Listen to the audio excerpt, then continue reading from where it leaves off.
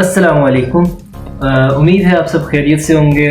मैं वलीउर रहमान और आज हम बात करेंगे पाकिस्तान के इस वर्ल्ड कप के जर्नी के बारे में और आगे जो इसके क्वालिफिकेशन सिनारियो हो सकते हैं उनके बारे में कि पाकिस्तान सेमीफाइनल में जा सकती है तो किस तरह जा सकती है।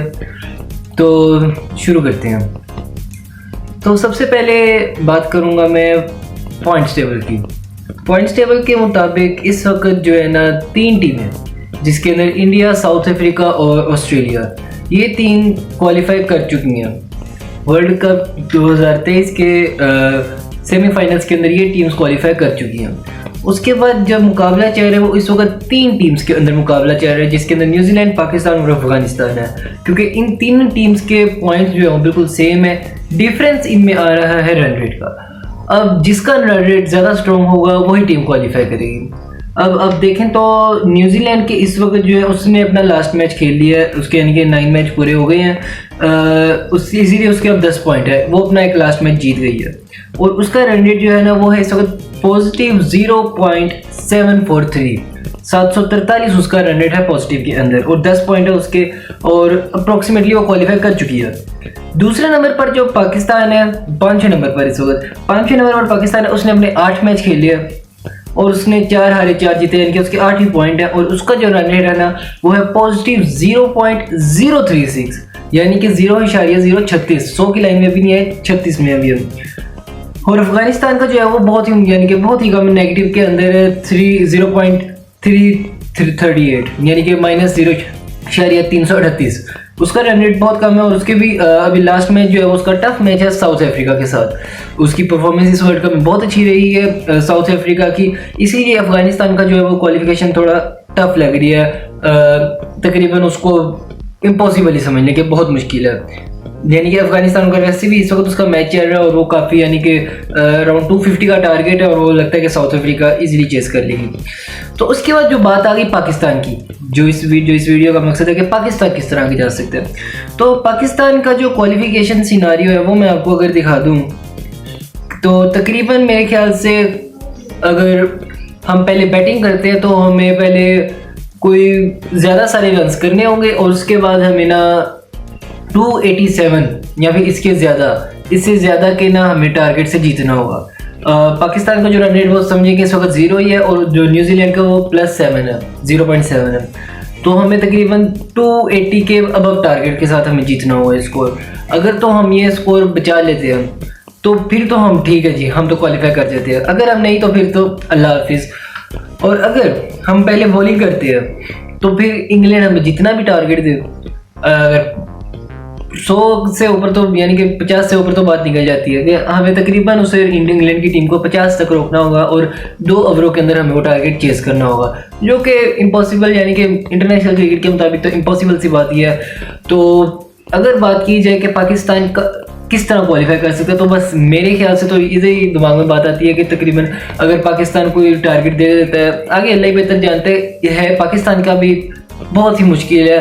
तो तकरीबन अगर पाकिस्तान 450 तक रन कर लेती है और उसको अगर वो 100 के करीब आउट कर देती है, 100, 105, 110 तक आउट कर देती है तो फिर तो पाकिस्तान का जी बहुत इजीली पाकिस्तान क्वालिफाई कर जाएगी।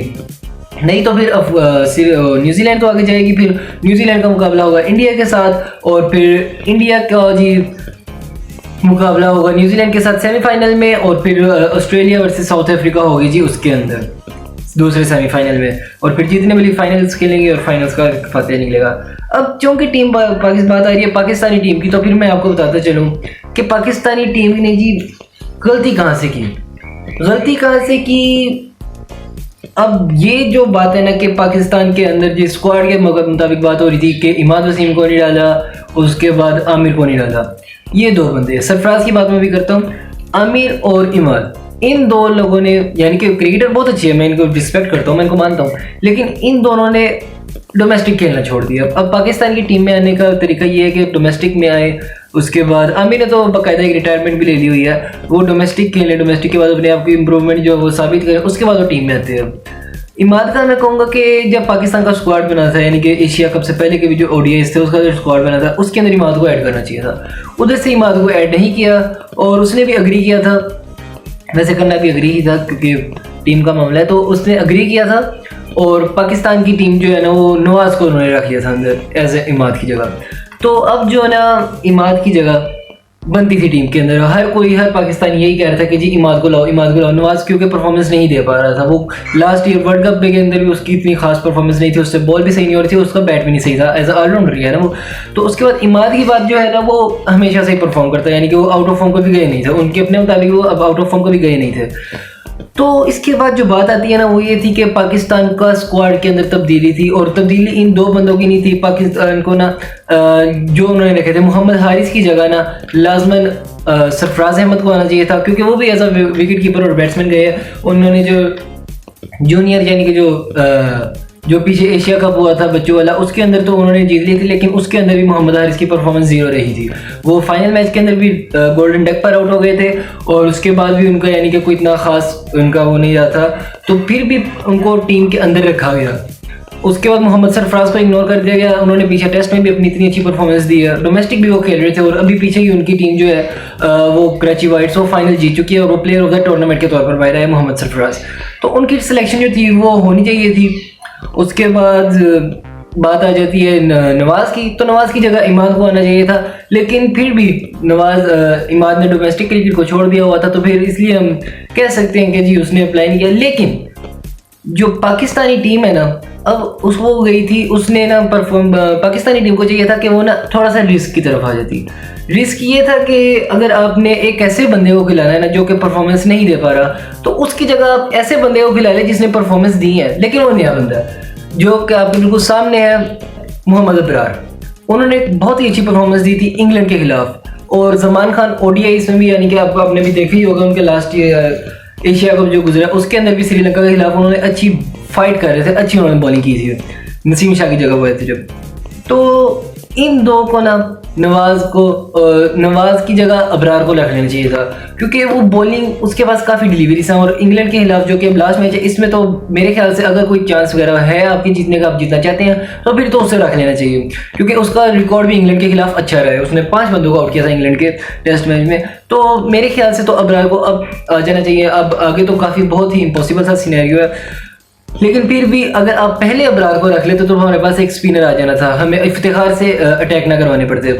लेकिन अब जो भी है, पाकिस्तान ने नॉन जो बंदा परफॉर्मेंस नहीं कर पा रहा था उसको पाकिस्तान ने सिलेक्ट कर लिया, उसके ऊपर जो इसके ऊपर थोड़ा सा रिस्क था। मेरे ख्याल से अबरार को रखना चाहिए था, और जमान खान को ऐड करना चाहिए था हसन अली की जगह, क्योंकि उसकी यानी सीधा बॉल था, कोई इतना वेरिएशन वगैरह बॉल नहीं था। जमान खान जो है वो बहुत मजबूत बंदा है, उसने लाहौर कलंदर के साथ एक तरफ से ही खेला है, तो उसको ऐड करना चाहिए था मेरे ख्याल से। और आगे जो बात आ गई कि अब इस बार जो थी ना पाकिस्तानी टीम, उसके अंदर काफ़ी लड़ाइयाँ रही है। ज़का अशरफ आ गए बाबर आजम के खिलाफ, एयर के यानी कि वसीम बदामी, और वो जो शोएब जट तो मुझे बिल्कुल सही नहीं लगता। उसने जो है ना काफ़ी यानी कि आकर ना बाबर आजम के खिलाफ, आप भाई पाकिस्तान की टीम के कैप्टन के खिलाफ बोल रहे हो तो जरा सोच कर बोला करो। उन्होंने जी है ना जो चैट जो थी ना वो बाबर आजम की लीक कर दी। पूछा भी नहीं अजहर अली ने, उधर पूछा भी था कि आपने रिक्वेस्ट किया, तो फिर शोएब जट कहता कि जी मैं क्यों पूछूं, मेरा काम ही है। अल्लाह के बंदे खुद आका खौफ कर, तो उसकी पर्सनल चैट को लीक कर रहा। लेकिन जो भी था ना, इस बार काफ़ी लड़ाइयाँ रही। मैं अभी आपको एक दिखा भी दूंगा, यानी कि आपको दिखाता हूँ कि एक सीनियर क्रिकेटर का जी इंटरव्यू आया था कि पाकिस्तान का बोर्ड जो है ना वो चाहता है कि हम हारें। ये क्या चाह रहा है? पाकिस्तान का बोर्ड चाहता है कि हम हारे ताकि बाबर को कैप्टनसी से हरा सके। बाबर के खिलाफ बहुत कैंपेन चली है, यानी कि पहले ही चल रही थी, लेकिन इस बारी बहुत ही चली है, यानी कि वर्ल्ड कप के अंदर चली है। टीम के साथ उसकी यानी कि लड़ाइयाँ वगैरह हुई हैं, और उसके अलावा काफ़ी ज़्यादा टारगेट करते, काफ़ी उसको यानी कि पहले कह दिया कि उसकी जो शेरवानी वगैरह कोई सिलवा रहा है, कोई उसने भी फिर उसको कह दिया कि हम नहीं सिलवा रहे शेरवानी वगैरह कोई ऐसी। तो काफ़ी लड़ाइयाँ वगैरह हुई है। तो अब सीखना जो चाहिए ना, सीखना ये चाहिए पाकिस्तानी टीम को कि सबसे पहले ना जो पहले वाला टीम वर्क था 2021 वाला जो टीम वर्क था आपके अंदर, वो वापस आना चाहिए। वो कहीं नज़र नहीं आ रहा है इस बार के वर्ल्ड कप में। दोस्तियाँ हैं लेकिन फिर भी वो कभी नज़र नहीं आ रहा।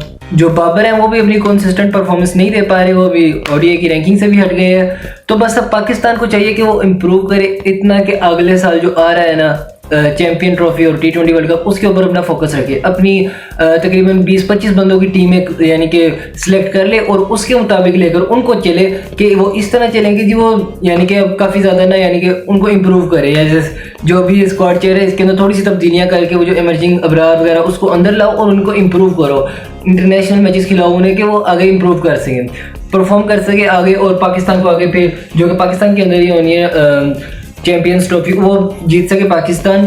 और इस बार देखा जाए तो इंडिया के चांसेस बहुत ज़्यादा वर्ल्ड कप जीतने के, और फिर आगे हम दुआएं कर सकते हैं कि अल्लाह पाकिस्तान के लिए बेहतर करे कि पाकिस्तान ये को जीत जाए, वर्ल्ड कप के अंदर क्वालिफाई कर जाए, क्योंकि सब कुछ होता तो अल्लाह के हाथ में ही है। तो फिर आगे हम बस यही कर सकते हैं। बाकी पाकिस्तानी टीम को अपने आप को इम्प्रूव लाजमी करना चाहिए, क्योंकि भाई आप नहीं जानते, बेशक नहीं जानते, लेकिन आप 22 करोड़ को रिप्रेजेंट कर रहे हैं और 22 करोड़ के 22 करोड़ क्रिकेट को बहुत ज़्यादा पसंद करते हैं। पाकिस्तान की गलियों में क्रिकेट लोग बहुत खेलते हैं, धुंध के अंदर हो, बारिश हो, हर जगह यानी कि बच्चे बड़े सारे खेलते हैं। तो आपको इसको इम्प्रूव करना चाहिए, इसके अंदर आपको बदमज़गी नहीं लानी चाहिए। और मेरा जहाँ तक ख्याल है तो पाकिस्तान को मेरिट की बेसिस पर लाना चाहिए। जो हमारा वाइस कैप्टन है शादाब खान बिल्कुल परफॉर्म नहीं कर पा रहा और कुछ समझ नहीं आ रही वो किस लिए बैठे हुए हैं कि। उसके बाद बाबर आजम, चलो वो तो कैप्टन थे, वो उनका तो यानी कि एक प्रेशर था अगली टीम पर, वो भी परफॉर्म नहीं कर पा रहे थे, तो अब वो भी परफॉर्म करेंगे। बाकी जो टीम के मोरल होते हैं उनको अब इतना गिरा देते हैं कुछ न्यूज़ पर्सन, कुछ एंकर, कुछ स्पोर्ट्स पर्सन जो होते हैं वो उनके खिलाफ बोल कर। तो मेरा जिधर तक बात है ना, वो मैं यही कहूँगा कि बस टीम को सपोर्ट करो, टीम आपके लिए खेलती है, टीम को जान के नहीं हारनी आती, तो बस टीम को सपोर्ट करो। अगर टीम भी मेहनत करे तो बस इंशाल्लाह फतह अल्लाह ही देगा। और मेरी तरफ से आपको अल्लाह हाफिज़, मिलेंगे किसी अगली वीडियो में इंशाल्लाह किसी अच्छे मौजू पर। तब तक के लिए आपको खुदा हाफिज़।